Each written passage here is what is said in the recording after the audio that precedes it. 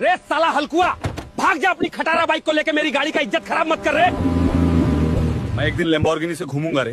दिन में सपने मत देख रहे हल्कू, मुझे नहीं रहना तुम्हारी बहन के झोपड़े में। मुझे छोड़ के मत जा, मैं पैसे का इंतजाम करता हूँ रे। कमाया जैसे उसी शान से उड़ाया भी, फिर भी घर वाले ने मुझे घर से भगा दिया।